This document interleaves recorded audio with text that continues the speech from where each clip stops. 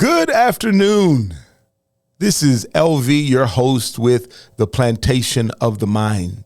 Today, I have something that I really want to share with you. I want to become open and just allow you to have an insight to me, who I am and where I come from and how I develop the positions that I hold today. And so I just want to be open and honest with you. And so I want to tell you a story of how I was taken captive by a plantation that was in my mind.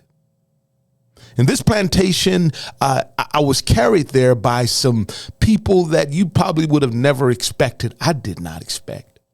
And it wasn't, thank God, my father nor my mother, nor the immediate community of the Grove around me. But I began to, as a young man, listen to all forms of media around me. And I heard famous and leaders of my people in my community tell me that America was dangerous. America hated me. Racism was in everything.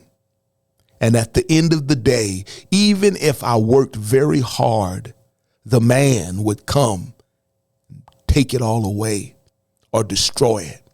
You remember what they done to Black Wall Street, right? So why try, brother man, when the man would just kick it all down? And I was taken to this plantation and to this worldview through people who I respected, sports stars, musical geniuses, movie stars. They all spoke in agreement that the systems, injustice, racism that still dominated America. Now, I was born in 1973, and I'm getting these messages in 1980 and beyond, and they're telling me that nothing has changed and the systems are all still firmly intact to keep me down. And I began to see life through this lens of race and injustice and victimhood. I began to see it everywhere, and I became very good at pointing it out, talking about it, giving you the history of why and how. And I became a pundit for the plantation myself. And I brought many to the plantation. I went out and I found unsuspecting victims that I could bring to the plantation and give them the same mind frame that I carried. I passed it on. It was contagious. And I was a carrier of the contagion. But what I began to notice was no one cared that I was not succeeding.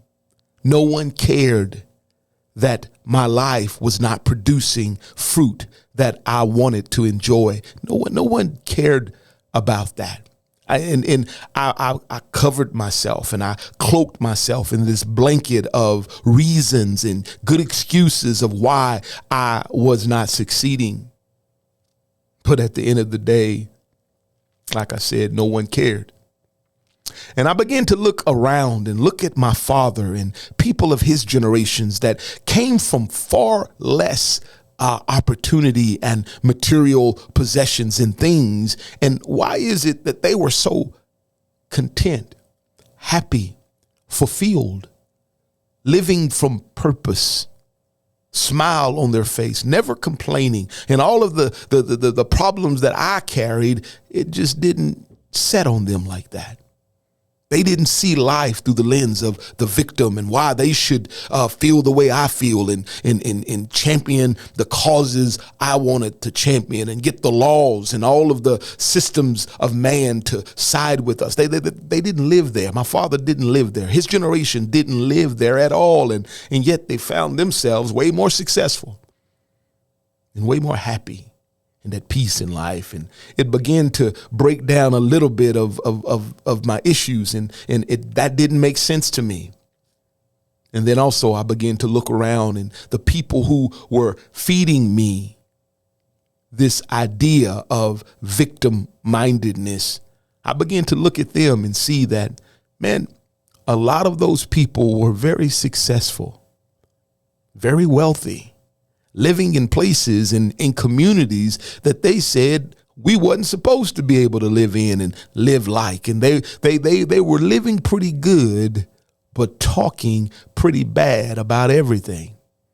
And there was a disconnect. And I began to see like, man, this doesn't make sense. Why are you nationally syndicated as a pundit for race and injustice and all of the problems, and yet you're doing very well telling me how bad it is? And so I began to catch on, and I began to see that there was a problem, that it didn't make sense, the things that I heard and the things that I was seeing. And that day, slowly, I began to wake up, and I began to check myself, and I began to say, it's time to leave this plantation because it doesn't pay well. It gave me a good excuse of why I was broke down on the side of the road, but nobody stopped to help fix me.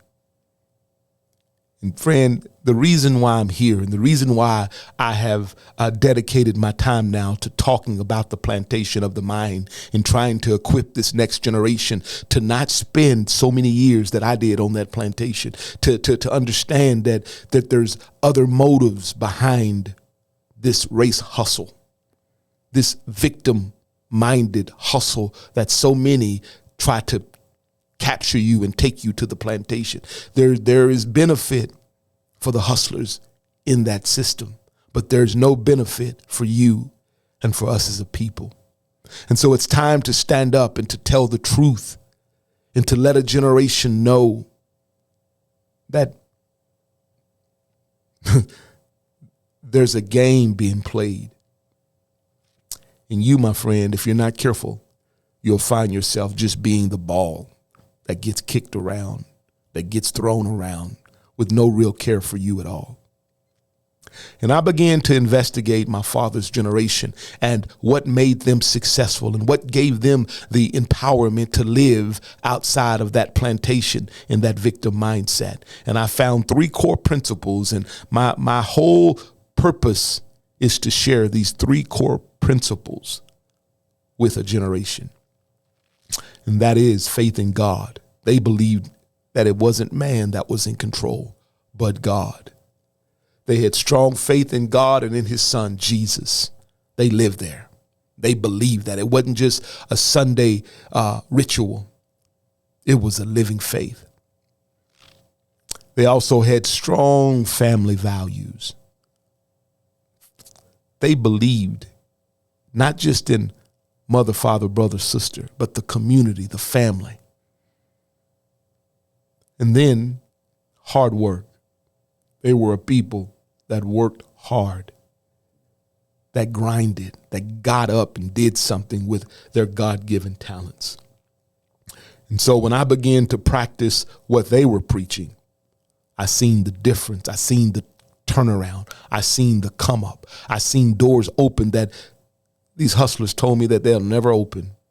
I seen them open when I applied myself. When I took my gifts to the market, doors opened, opportunity emerged. And it wasn't racism that was keeping me back. It was myself and my thinking and my inability to go and do something with my life. Friend, I'm not telling you that the world is perfect you live in. I'm telling you that everyone faces adversity, problems, issues. They're everywhere. Cry me a river if you think you're the only one. There was a day I thought I was the only one. I was a part of a special tribe of people that it just couldn't work for us. When I left that plantation mine, doors open. And so that's what we're here for. And that's what I'm here for. And I want to encourage a generation to know there is a better day. There is an opportunity that you have to just stand up, equip yourself, and go take your gift and your talent to the market. Go do something with your life. No one cares that you'll sit there and let life run you by. Maybe for you, you're okay with wrapping yourself in the victim blanket and sitting on the side of the road. For a good minute, I was. And until it was time to get up. And so I just want to encourage you today. I'd love for you to reach out to me. I want to have a conversation with a generation that can convince me that the plantation of the mind, or the plantation, or all of the things the boogeyman says is true. I'd love to talk to you. Thank you for listening. This is LV.